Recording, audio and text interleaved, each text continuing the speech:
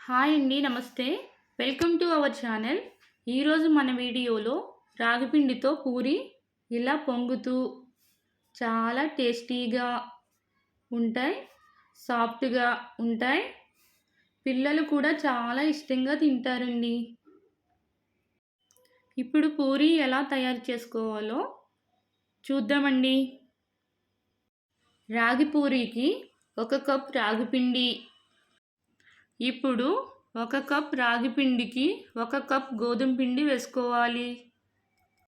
మొత్తం రాగి పిండితో చేస్తే బాగా రావండి, ఇరిగిపోతాయి. రాగి పిండి జిగురుదనం ఉండదు కదండి. ఇప్పుడు 1 స్పూన్ ఉప్మా నూక వేసుకోండి. ఉప్మా రవ్వ వేసుకోవడం వల్ల పూరీలు అనేవి పొంగుతూ వస్తాయి. ఇప్పుడు తగినంత సాల్ట్ వేసుకుని పిండి మొత్తాన్ని బాగా కలిసేలాగా కలుపుకోండి. ఇలా చేయడం వల్ల సాల్ట్ అనేది పిండి మొత్తానికి పడుతుంది. ఇప్పుడు ఇందులో 2 స్పూన్స్ ఆయిల్ వేసుకోండి. ఇప్పుడు బాగా కలుపుకోవాలి.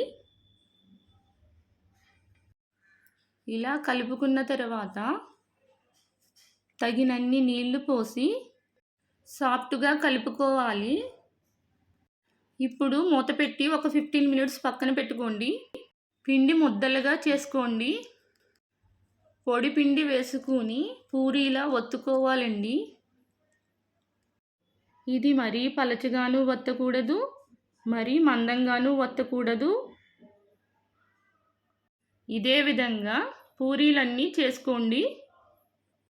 నూనె వేడెక్కాక పూరీని వేసి ఇలా గట్టితో ఒత్తుకుంటే పూరీలు అనేవి పొంగుతాయి.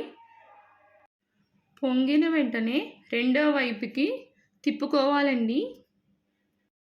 ఎక్కువ ఫ్రై చేసుకోకూడదు. చూడండి, ఇదే విధంగా మిగతా పూరీలన్నీ చేసుకోండి. ఇంతే అండి, రాగి పూరి రెడీ అయ్యింది. నచ్చిందా మీకు? నచ్చితే సబ్స్క్రైబ్ చేయండి, షేర్ చేయండి, లైక్ చేయండి, కామెంట్ చేయండి. Thank you all.